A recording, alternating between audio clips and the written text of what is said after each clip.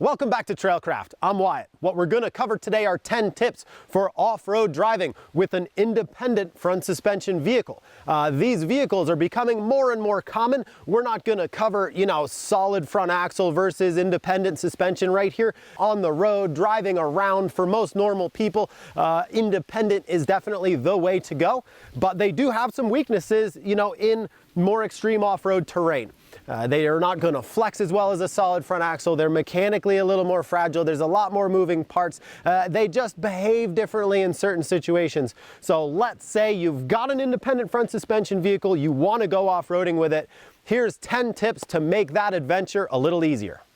Tip number 1, keep the wheels straight over obstacles. This is in an effort to preserve those front drive shafts. Those front CV joints are sort of the weak link of the whole driveline system. The engine, the transmission, the transfer case, the rear axle is all the same. It's just this front end. Those little CV joints are your weakest link. And the more steering angle you use, the weaker those are going to be. So as you approach more technical off-road driving situations, keeping the wheel straight, the steering wheel straight, which means your wheels and tires are straight, is the ruggedest place that those CV joints are ever going to be. You can certainly steer a little, and on easy terrain, you can turn as much as you want to, really. But if you're in a situation where you've got a big articulation or a hard hill climb or anything difficult, wheels as straight as possible, as much as humanly possible. The more you're turning and turning and turning, the weaker those front CV joints are going to be, especially if you're spinning and catching grip and hopping and bouncing and anything like that. You're going to snap a front axle. Sometimes those axles themselves just shear. Literally, that axle shaft will snap, but often it's that outer CV joint. Underneath that rubber boot, there's basically a whole bunch of balls in a cage that are holding that whole thing together, and that's gonna grenade. When you lose a front axle or a front CV joint, your vehicle is now two-wheel drive. So if you've driven this thing 5 miles out onto a trail and you got no cell signal and you're in the middle of the woods alone and you snap a front CV, you're going to be walking potentially unless you can get out of there in two-wheel drive. Or you've got a winch and a lot of time on your hands or whatever it might be. Being stuck in two-wheel drive out in, the backcountry somewhere is never a good way to go. Wheels straight over obstacles as much as possible will preserve the life of those CVs, and you will be much more likely to get through in one piece. Tip number 2, keep the modifications small if you do any at all. Be really conservative with any vehicle lift that you do. This vehicle has, about 2 inches of lift, and that's really most of what you need for, beginner, intermediate, even some pretty advanced terrain. Wheel and tire size especially, keep it, pretty reasonable. If you go with a big lift with an independent suspension, you're putting a lot more angle on those front drive shafts, and those front drive shafts are going to be much weaker. The more lift you put into it, the weaker those front shafts are going to be. And as we just discussed, you break a front drive shaft, you're going to have a bad day. Same with wheel and tire size. If you put a very big tire on with an independent front suspension, that's going to be exerting a lot more force, specifically on, again, those front drive shafts, but also the wheel bearings and all those other moving parts. It's just not designed to take that much force. So by staying conservative with your lift, if you need an inch or two of lift, great. If you want to go with a slightly oversized tire, wonderful. But keep it conservative and you'll have a vehicle that will last. If you get aggressive with the mods, you're gonna break stuff, and the only way out of that is just lots of money. Number 3, tow forward only. It's really nice to have that independent front suspension with that front differential tucked up kind of high in the middle. It gives you better ground clearance essentially than a solid front axle vehicle might have. But the problem is that front differential assembly isn't as stout as a solid front axle. And the place where we see them fail a lot, the guys overseas are breaking them often, things like that, and you're prone to break one on the trail, is if you're towing another vehicle in reverse. They're just not meant for that. So if you do have another vehicle that's stuck, or you want to tow a dumpster across the parking lot or whatever it might be, get it strapped and hooked up and tow forward only. The more towing you do of things in reverse is putting a stress on that front differential that it's not really designed for, and you're gonna potentially risk breaking that front diff. Breaking the front differential is basically really bad. You don't want to do it. It's going to be a long day. You're going to be in two-wheel drive again, just like if you snap an axle, but it's going to be even more expensive and time consuming to repair. So tow forwards only, don't tow backwards if it's a heavy pull. Number 4, stay lightweight. Think lightweight with basically everything that you're doing. You do not want to freight these vehicles down very hard. And again, you don't want to be towing too much weight like you might be able to with a solid axle vehicle. You know, solid axles are a little antique now, but they're definitely more heavy duty. You know, that kind of tractor-like mindset. They're really built for carrying weight and towing and things like that. Independent front suspension, you got a lot of moving parts. You got those axles and the diff and everything. It's just not meant for carrying a lot of weight. And you do see failures out there on the trail when people really freight these things down. So, you know, spend a couple extra bucks if you're getting some kit and you need, you know, a lot of camping gear and outdoors gear, and you're trying to bring, you know, your dirt bikes and your kayaks and all your crap out with you for a week out into the backcountry somewhere. You know, leave some of that crap at home. You don't need it, but also, you know, freight down smartly, carry your loads low. You know, if you're in a tough situation, you might have to offload some gear to get through a trail. It's really kind of just not meant to carry a lot of weight. So independent front suspension vehicles, kind of light duty trucks, carry light weight. Tip number 5, passing over obstacles, rocks and things like that in the trail, put it in the middle in the front and then turn. Because in the front end of this vehicle, your best ground clearance is right in the center.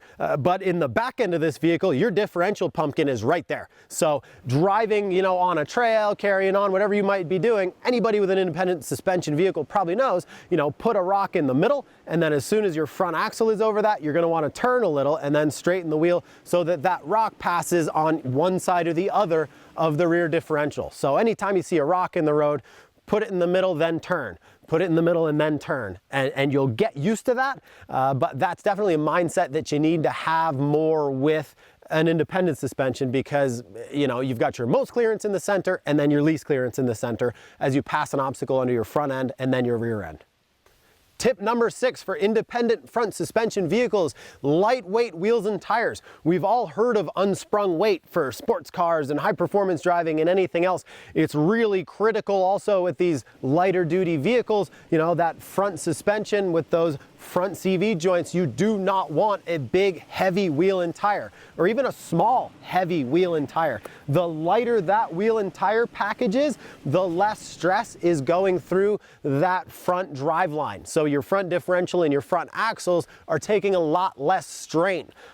So driving through a trail like this where we're going to be spinning the tires and then they're catching and spinning and, you know, going through any technical terrain, the lighter weight wheels and tires you can potentially have on there, the longer your vehicle is going to last. Also, with lightweight wheels and tires, it's just going to handle better on gravel roads and rough roads and anything like that. It's going to put a lot less wear on your shocks. Your suspension's going to last a lot longer. It's less, that unsprung weight is just moving mass, both rotationally and up and down as your suspension's moving. So, you know, watch some videos of some trophy trucks or anything like that with independent front suspension, and you can imagine the lighter your wheels and tires are, the smoother it's going to be and the longer those moving parts are going to last.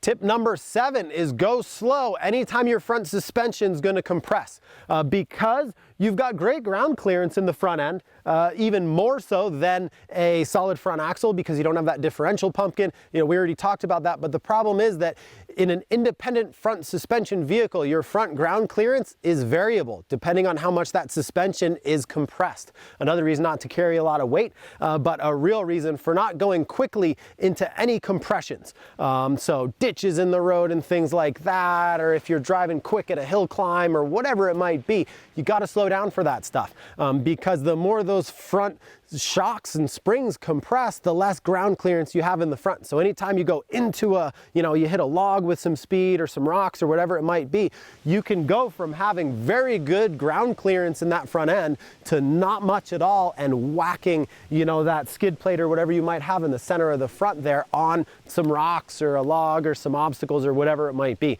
So anytime that front suspension is going to compress, make sure there isn't a rock right there, or certainly take those situations very slowly so that the suspension won't compress as much because you don't have the speed. Really creepy, crawly, slow through those situations, and you'll avoid bottoming out and whacking that front end on stuff because you're going nice and slow and taking it easy. Tip number 8, really work your tire pressures, particularly in those two front tires. The problem with an independent front suspension vehicle, and you'll see, hopefully there's some B-roll right now, driving over kind of some articulating scenarios and onto side tilts and things like that.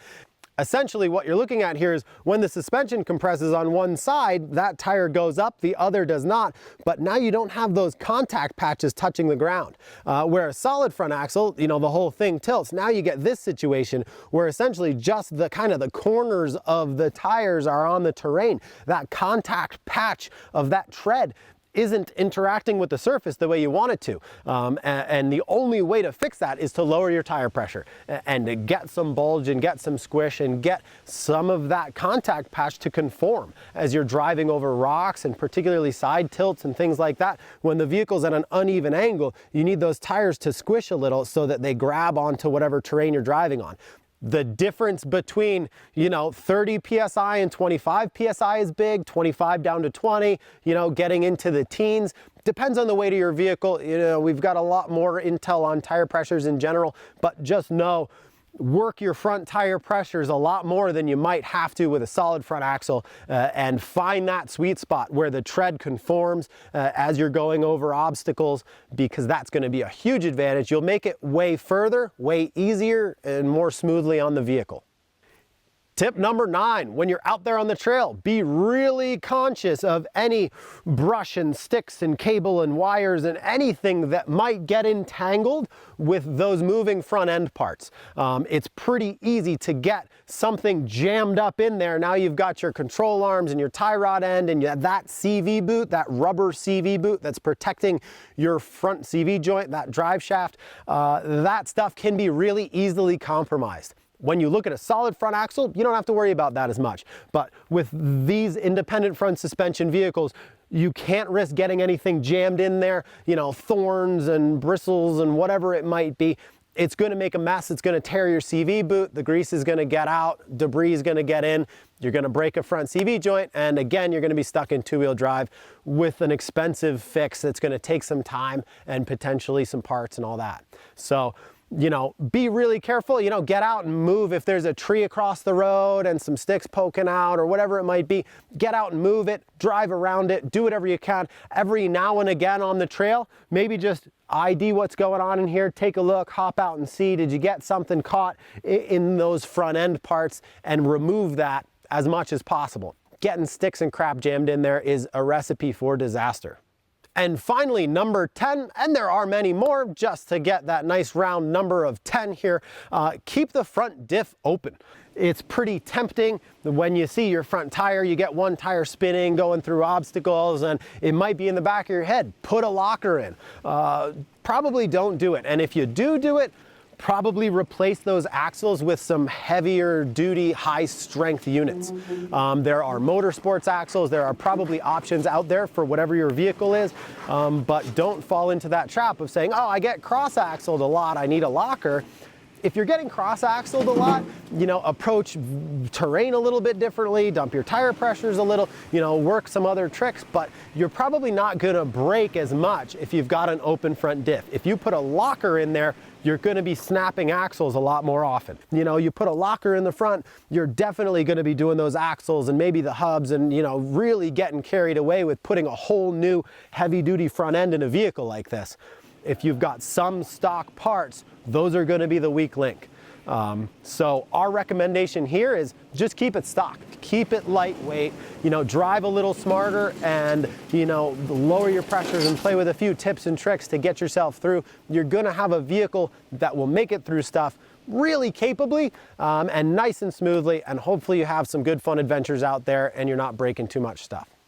So again, that's just 10. We could keep going, but you guys probably have better things to do. Get out there and drive. If you've got more tips on driving independent front suspension vehicles off-road, add them in the comments. If you've got any questions on any of this stuff, if you don't agree with anything I've said, go ahead and light me up. That's what the comment section is for. If you're interested in doing some off-road driving yourself in a nice, safe, controlled area, check out trailcraft.teamoneil.com. Give us a visit, see what's going on. We're doing some trail drives, we're doing some instruction, we're doing a lot of off-road stuff. Here we are late 2020, getting into summer 2021.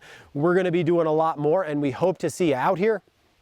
If you're interested in more kind of off-road technique-based videos, not so much gear-focused, but driving skills-focused, consider subscribing to the channel. We're going to be putting a lot of content out there, getting in again through this fall into next year. We hope to see you here.